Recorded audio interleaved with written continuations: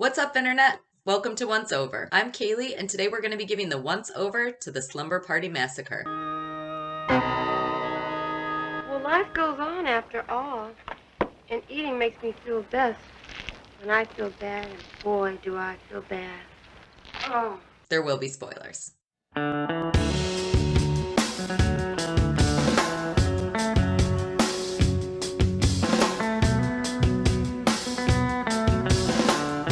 The plot of the Slumber Party Massacre is entirely given away by its title. There's a slumber party, and there's a massacre. A group of teenage girls hold a slumber party, and they're interrupted by Russ Thorne, an escaped murderer, who comes and massacres them. Even though it's a relatively basic plot, this is a powerhouse of an 80s slasher film. Written by feminist author Rita Mae Brown and directed by first-time director but very accomplished editor Amy Holden Jones. It was originally meant to be a parody of slasher films. And although the studio kind of veered away from that, Jones's enthusiasm as a new director, combined with Brown's writing and amazing actors, developed an extraordinarily good film. The movie is effectively nudity, kills. Nudity, kills.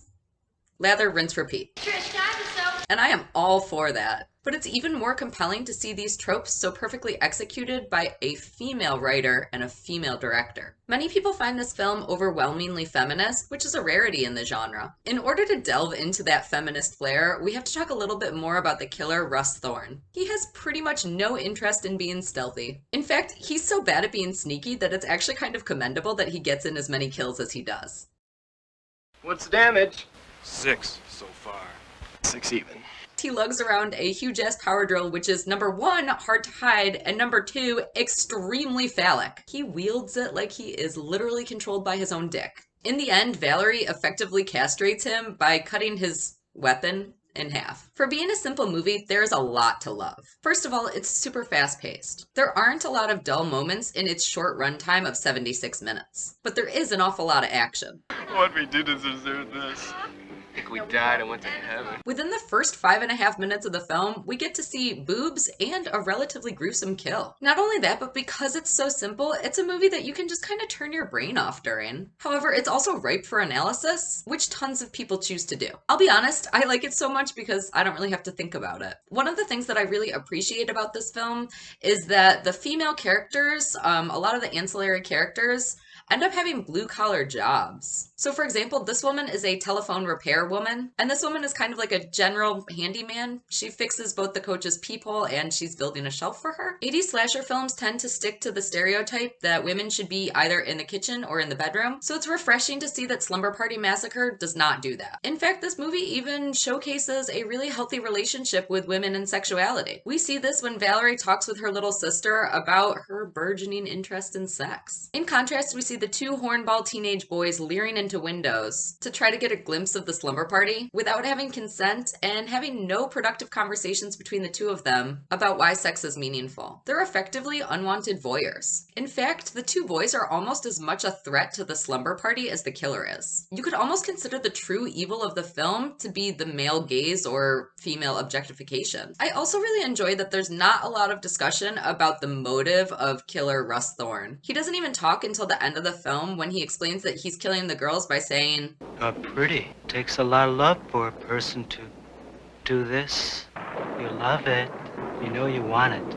I don't even know you. Besides being creepy as fuck, it leads the audience even further down the feminist rabbit hole because essentially he's saying you are mine to be desired and you're gonna like it because you don't have a choice. Definitely not framing the patriarchy in a good way. We do get a shorter little moment with Russ Thorne where he is reflecting on himself both literally and figuratively. And it's these sorts of character development moments that I think really make him into a great slasher killer. Something else that I thought was really cool is that there's no final girl in this movie. Instead, we have 3 survivor girls taking down the evil killer. And I can't actually think of any other horror movies that do that. I'm sure that there are some. Please tell me down below in the comments what they are. Now I'm gonna nitpick a little bit, but I want to preface this all by saying that this is one of my all-time favorite 80s slasher films. I absolutely love this movie. But You might have noticed that I haven't really talked about any of the characters. And that's because honestly, I find them all to be kind of interchangeable, which isn't entirely a bad thing, but I do think that it's notable that I can't actually distinguish them. I also kind of felt like the characters were a little bit compartmentalized. We have the group of girls that are at the slumber party, and then we have the two teenage boys, and then we have Valerie, the new girl in town, along with her little sister, and we have the coach.